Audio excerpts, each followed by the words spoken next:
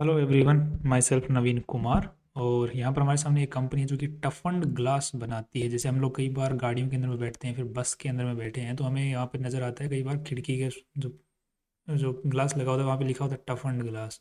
Right.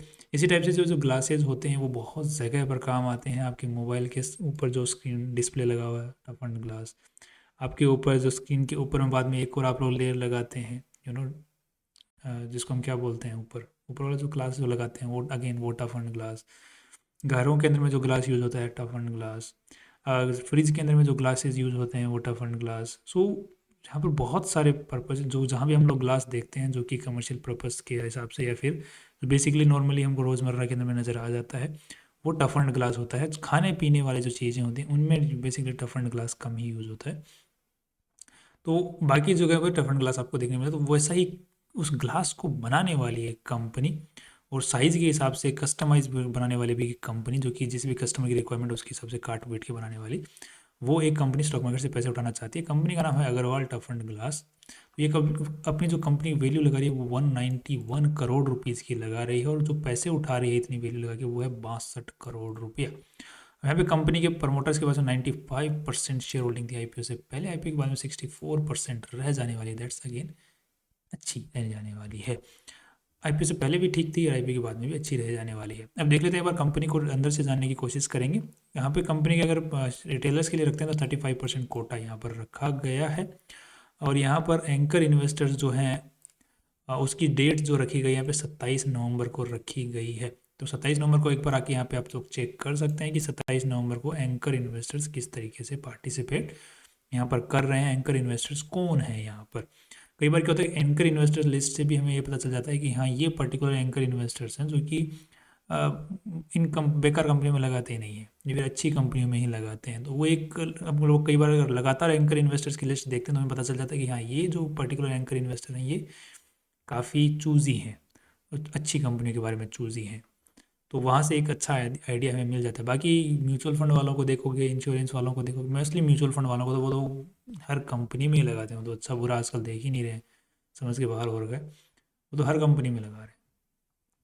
Next अब देख लेते हैं कि यहाँ पर कंपनी का जो पैसे उठा रही है वो क्यों उठा रही है, पीछे रीज़न क्या नज़र आया। तो यहाँ पे नज़र आया कि purchase of machine at the existing जो मैन्युफैक्चरिंग फैसिलिटी उनकी ऑलरेडी पास में है उसमें और मशीनरी ऐड करनी है।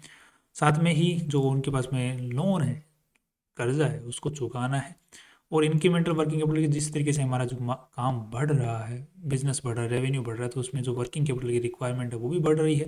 पैसे की ज़रूरत पड़ रही है, कैश फ्लो की ज़रूरत बढ़ रही है, तो उसके लिए पैसों की ज़रूरत है। तो बेसिक रीजन से यहाँ पर नज़र आ रहे हैं। और थोड़ा सा हम लोग नज़र डालेते हैं एक बार आरएचपी के अंदर में। तो यहाँ पर हमें काफ़ी सारी चीज़ें देखने को मिलेंगी कंपनी के बारे में।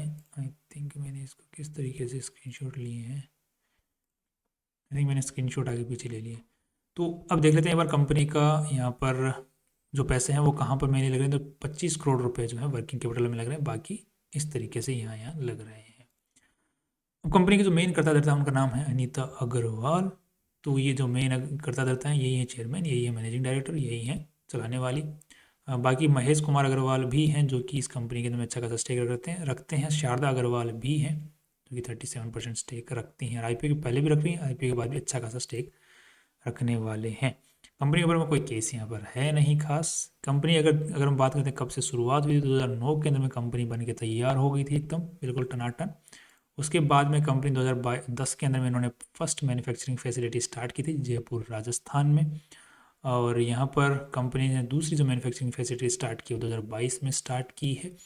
और यहाँ पर अगर देखते हैं तो कंपनी यहाँ पर जयपुर के अंदर में मेनली है। और ये जो आईपीओ लेके आ रही है ये फर्म जो है, इनका जो हेड ऑफिस है वो है क्यूमुलेटिव कैपिटल प्राइवेट लिमिटेड। इनका हेड ऑफिस है मुंबई के अंदर में।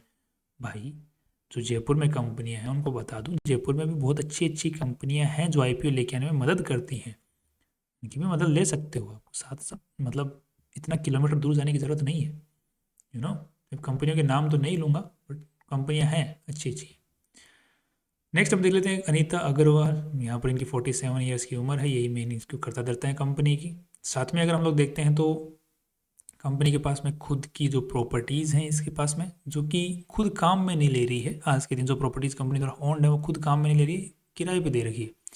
राइट। साथ में दूसरी एक प्रॉपर्टी है, ये भी कंपनी द्वारा ओन्ड है, बट ये भी फ्यूचर एक्सपेंशन के लिए रखी हुई है कि फ्यूचर में काम में लेंगे। जो प्रॉपर्टीज़ कंपनी काम में ले रही है उनकी अगर बात करते हैं तो ये दोनों ही लीज पर है, ठीक है।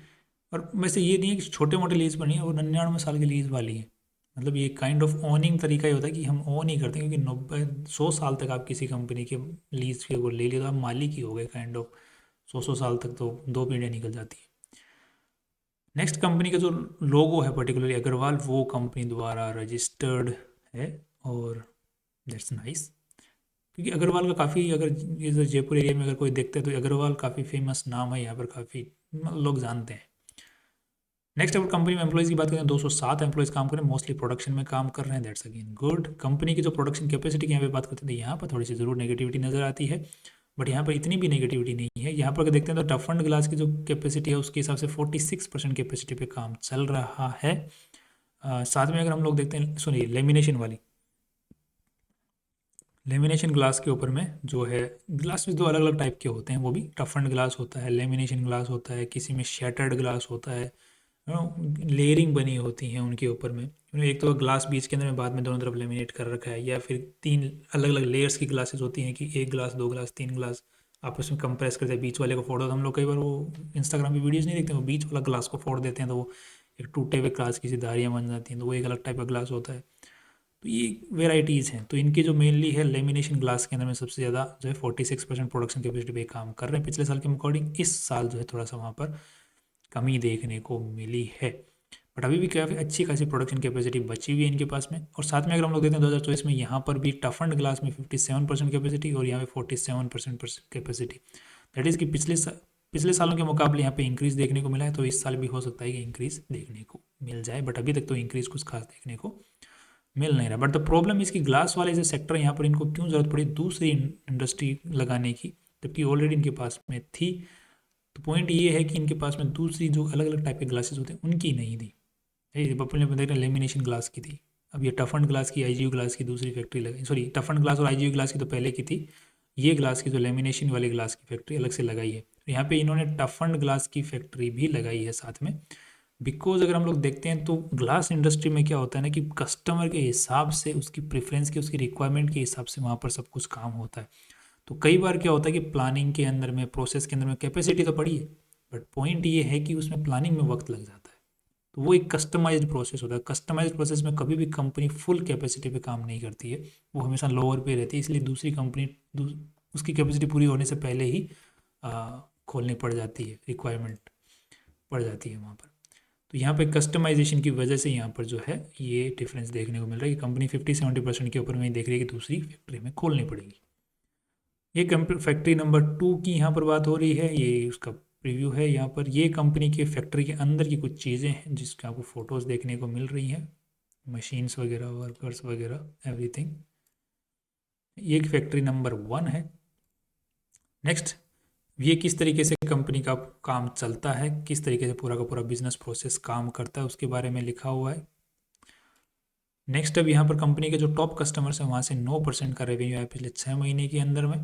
बट द पॉइंट इज़ कि यहाँ पर कंपनी का कोई सिंगल कस्टमर नहीं है, यहाँ पर मल्टीपल कस्टमर्स हैं। दैट मीन्स कि कंपनी की डिपेंडेंसी एक कस्टमर पर डिपेंड नहीं है। That's again very nice.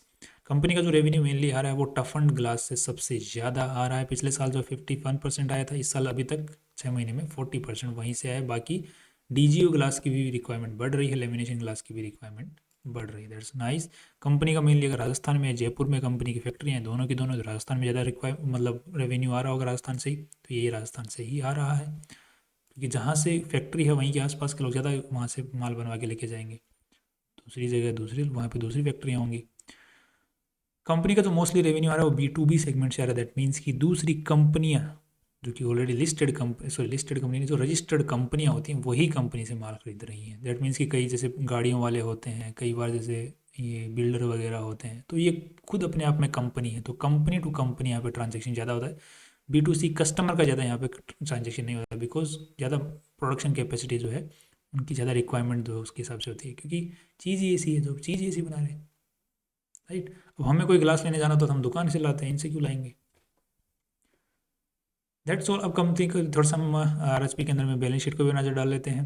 तो यहाँ पर देखते हैं तो 57 करोड़ रुपए की कंपनी की साइज आज के दिन, that means 57 crore rupees company में लगे हुए हैं। तो इन्वेस्टर्स का पैसा लगा हुआ है कंपनी में, दैट इज अराउंड 20 करोड़। उसके अलावा जितना भी पैसा कंपनी में लगा हुआ है वो सारा का सारा उधारी का पैसा है। दूसरी चीज़ हम देखते हैं तो यहाँ पे लॉन्ग टर्म बोरोइंग कंपनी की पिछले साल के मुकाबले इस साल बढ़ी है। शॉर्ट टर्म बोरोइंग भी बढ़ी है, इतनी नहीं बढ़ी बट थोड़ी बहुत बढ़ी है। साथ में अगर हम लोग कहाँ पैसा लगा हुआ है तो फैक्ट्री के अंदर में 21 करोड़ रुपए, एक फैक्ट्री मशीन्स एंड जितना भी वो इंफ्रास्ट्रक्चर डेवलपमेंट है उसमें पैसा लगा हुआ है 21 करोड़ रुपए। साथ में ही कंपनी का जो work capital work in progress, that means की कंपनी नया फैक्ट्री सेटअप जो कर रही है उसमें पैसा 3 करोड़ रुपए ऑलरेडी लग चुका है। एक्सपेंशन प्लान जो कर रही है मशीनरी वगैरह, बट अभी काम चालू नहीं हुआ है, उसमें 3 करोड़ रुपए लगे हुए हैं। जैसे ही वो यहाँ पर लगे पूरे कंप्लीट हो जाएगा काम तो वो यहाँ जुड़ जाएगा, ये वाला पैसा उठ के यहाँ जुड़ जाएगा। नेक्स्ट अब यहाँ पे देखते हैं इन्वेंट्री कंपनी के पास में अच्छी खासी पड़ी हुई है और ट्रेड रिसीवेबल्स भी ठीक ठाक पड़े हुए हैं। तो यहाँ पर भी कोई दिक्कत नज़र नहीं आ रही, बैलेंस शीट के अंदर में एवरीथिंग लुक्स नॉर्मल। यहाँ पर देखते हैं तो कंपनी की बैलेंस शीट तो पिछले साल 2023 के मुकाबले 2024 के अंदर रेवेन्यू घटा है, दिस इज नेगेटिव। मैंने पिछले वीडियो में कहा था कि रेवेन्यू घटना नेगेटिव है, प्रॉफिट्स घटना इतना नेगेटिव नहीं माना जाता, बट रेवेन्यू घट जाना नेगेटिव माना जाता है। यहाँ पर इस साल अगर देखते हैं 6 महीने के डेटा के अकॉर्डिंग तो यहाँ पर रेवेन्यू फिर से 6 महीने में तो अच्छा खासा बढ़ा है। तो इसको अगर डबल करते हैं तो 44 करोड़, दैट मीन्स की रेवेन्यू इंक्रीज आ सकता है अगेन, बट अभी तक नहीं आया है।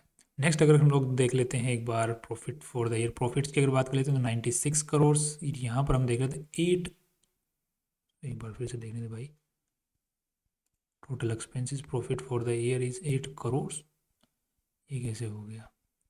यहाँ पर अगर हम लोग देखते हैं रेवेन्यू पिछले साल के मुकाबले घटा है तो raw cost of raw material is less, और यहाँ पर हमें देख रहे हैं कि change in working, okay inventory इन्होंने बच गई है इनके पास में, तो रॉ मटेरियल कम कंज्यूम हुआ और ऊपर से इन्वेंट्री भी बच गई। तो यहाँ पर थोड़ी सी ज़रूर मुझे दिक्कत नज़र आ रही है कि ये जो पर्टिकुलर डेटा है ये इन्फ्लेटेड हो सकता है।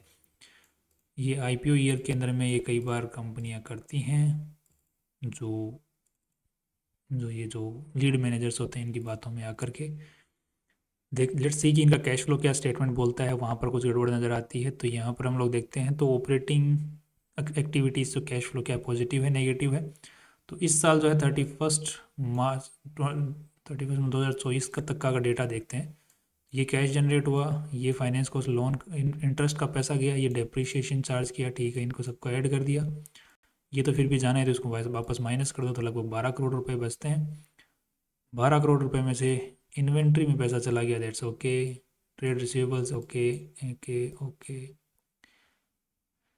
Everything seems fine fine, that means कि कंपनी का प्रॉफिट हो रहा है, दैट्स नाइस। मतलब माल कम खरीद के भी कंपनी का अच्छा खासा रेवेन्यू जनरेट हो गया, नेट प्रॉफिट अच्छे जनरेट किए हैं कंपनी ने। अल्टीमेटली अगर हम लोग बात करें तो ऑपरेटिंग एक्सपेंस जो ऑपरेटिंग रेवेन्यू है कंपनी का कैश फ्लो है, मतलब पैसा हाथ में आ रहा है।